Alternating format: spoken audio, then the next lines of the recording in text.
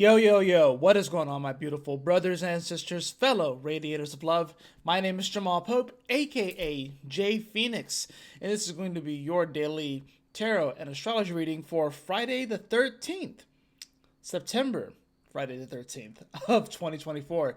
Thank you so much for joining me in this video. Trusting you guys are having a wonderful week. Let's go ahead and hop into today's video, see what the cards are saying, see what the planets are doing, so we can see how you can be better prepared to navigate these wild times. That's the only way I can describe it right now, is that we're living through some wild times right now. Let's see what we got going on here. I have the Five of Swords upright. Five of Swords upright. Yeah, so, today it can feel a bit like a battle. It can feel a bit like, I guess trying to find your way, or feeling like maybe feeling like a loss, or there could be some strong arming kind of energy where you may feel like someone has the upper hand on you, or maybe you get the upper hand on somebody. Let's see what follows this Five of Swords. I got the Eight of Swords again. Jeez, this card keeps coming up.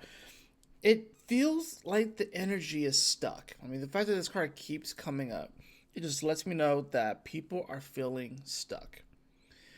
They are trying to figure out how they can get the upper hand in their life. They're feeling, lack. There could be a feeling of being in the hole. There could be a feeling of unfairness because someone else just always seems to get the wins, or someone else just has more. There's definitely a feeling of, someone has it better than me. And I feel like there's this energy of overly comparing ourselves as well. But there's definitely an energy coming in here where we are feeling stuck maybe by our circumstances. And then with the Five of Swords, of course, is also saying that we definitely can be feeling like we're taking a bit of a loss as well. Now, astrologically, this day is all over the place. Like, there's not really a ton that's happening with other planets. It's really just the moon that's going to be doing stuff today, right? So the moon in the earlier part of the day is sextiles Saturn, and by earlier I mean like early in the morning. So we're talking 2:54 a.m. So unless you're in Europe and you're kind of waking up to this energy, or if you're like in Africa or Central Asia, or Eastern Asia and stuff like that, you'll be feeling this energy more. Here in the States, not as much unless you happen to be up that late. But it's essentially going to be the moon making aspects all throughout the day. First, it makes a sextile over to Saturn, right? Then it's going to make a square over to Venus in Libra, right? And then it's going to make a quincunx over to Jupiter and Gemini. And then it's going to trine the sun immediately afterwards. And then it's going to square Chiron. And then it's going to trine Uranus. So you can see that for this Friday the 13th, the energy emotionally is going to be all over the place. And maybe that could be contributing to this feeling of just trying to get ahead when it's so hard to do so. And you already are having a moon that it's in its detriment in Capricorn. Like, it doesn't want to be there. It doesn't like to be there. It's getting closer to this Pluto in Capricorn, which that could be like this moment of just like emotion. Is like, how do we deal with Pluto going back into Capricorn? How do we deal with things that we thought were done? How do we deal with an old world that we thought we had moved away from?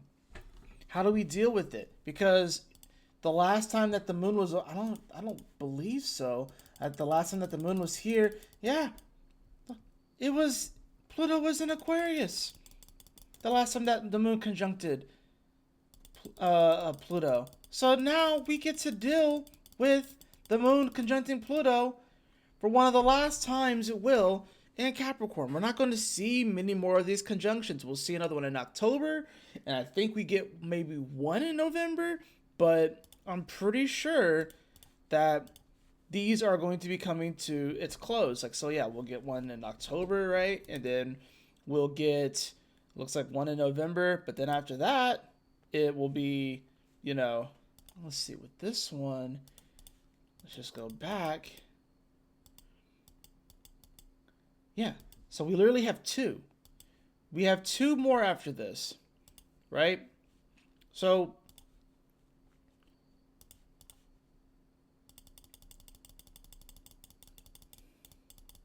we go back to when the moon is in trine to Uranus, right? So we get the September one, we get one in October, and then we get one in November. So this is the first of three moon conjunct Pluto's in Capricorn that you will, this is one of the last ones you'll see this in your entire life. So that means that we have to revisit this energy 3 times and start to react, because that's the moon. The moon is how we react and respond to things, and it's our emotions too. So with it being on Pluto, this planet of deep transformation and being here at the edge of Capricorn, which is dealing with, power struggles, power structures, how things are formed, government, career, how we build ourselves up, especially here at these final degrees of Capricorn, secret societies, conspiracies, things hidden from the public, and dealing with all of this stuff. We are having to revisit it again, right? So Friday the 13th is going to be a weird day because emotionally we are going to get dragged all over the damn place. So let's just go through them again, right? Moon is going to sextile Saturn. Yeah, that's probably going to be more so people in Europe and Asia that are feeling that way.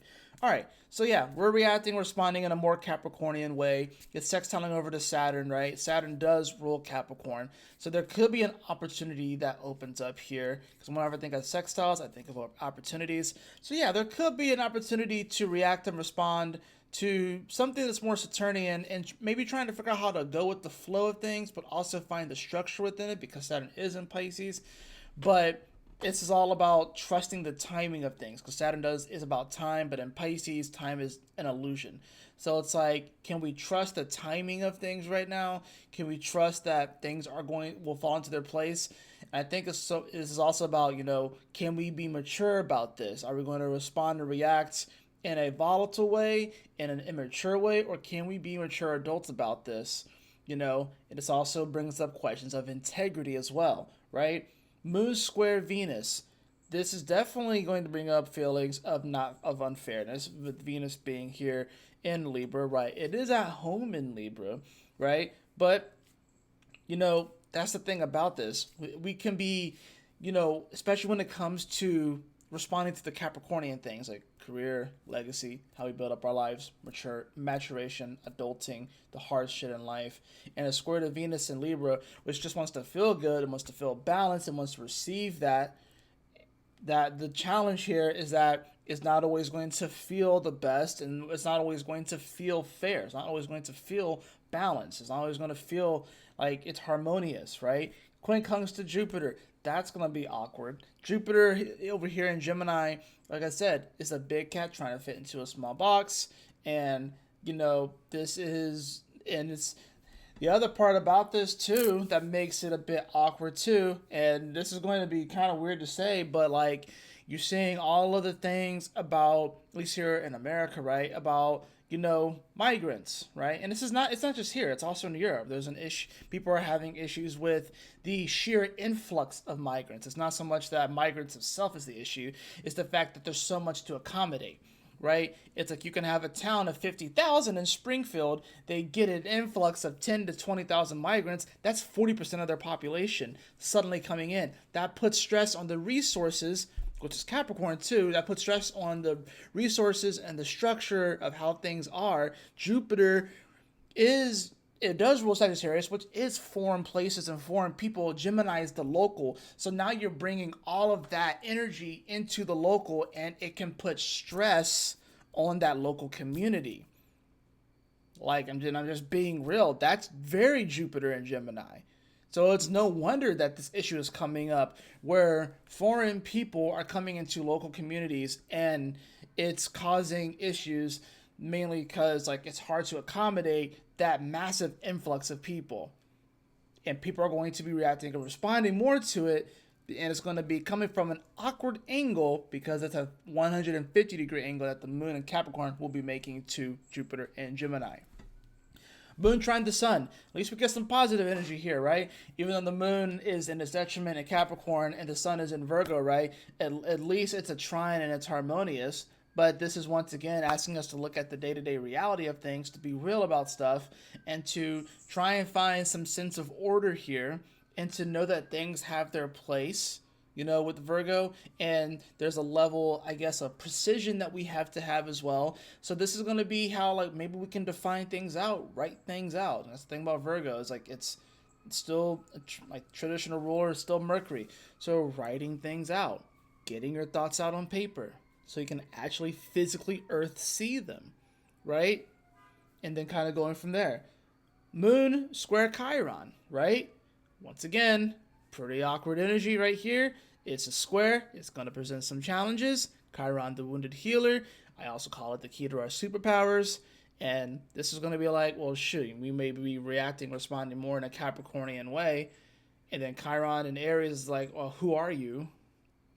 Right? This is definitely one of those moments in, Rest in Paradise, James Earl Jones.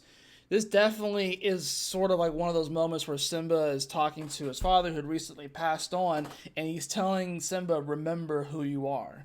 But there's a wound that Simba carries with him from running away from his home and shit like that, right?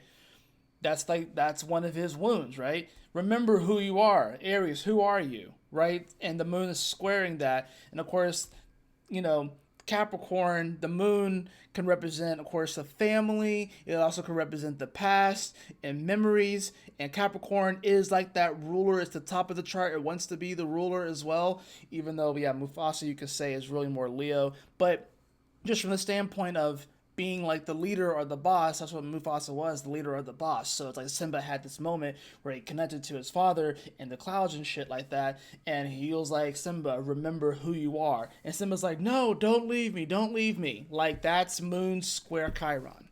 That's just giving you an example. And then the moon is going to trine Uranus. So, and then this one is a tough one because the moon, detriment Capricorn, Uranus, fall in Taurus. So the beautiful part about this, I suppose, is that, I wouldn't say that there's mutual reception here. There's really not. The moon would rather be where Uranus is, and I don't think Uranus really cares to be where Capricorn is. Probably a little bit better than Taurus because it's a little bit closer to the sky because Capricorn's a mountain. It's a little bit closer, but it's not quite there. You know what I'm saying? So it brings up a little bit of a weird energy.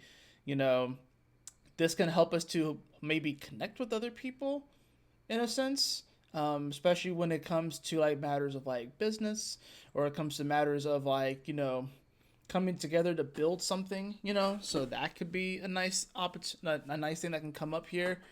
But like I said, emotionally, we're going to be kind of dragged on Friday. And of course, it's Friday the 13th. So it's no surprise to me that this card comes up, right? And the fact that this card keeps coming up, it's almost like people are like, can I catch a break? Can I catch a break? Well, let's see what the final card is. I'm interested to see what we got. We have the Devil card. Yeah, so, I think the main thing is not falling for deceit, not falling for deception, not falling for tricks. You know what I'm saying? That's really what it comes down to. This could be one of those things where maybe taking the L on something is actually the thing that will set you free. Just due to the nature of these cards, I am going to draw one more because Five of Swords, Eight of Swords, Devil card is definitely really tough. I do have the World card. So there's an ending here. Something definitely comes to a completion, and things do come full circle. So at the very least, it does seem like there's a bit of a light at the end of the tunnel with whatever the situation is. It could be work, it could be relationship. There is some sort of resolution here. So maybe that stuck feeling that we have, or that people may be experiencing. Because like I said, this is for all signs.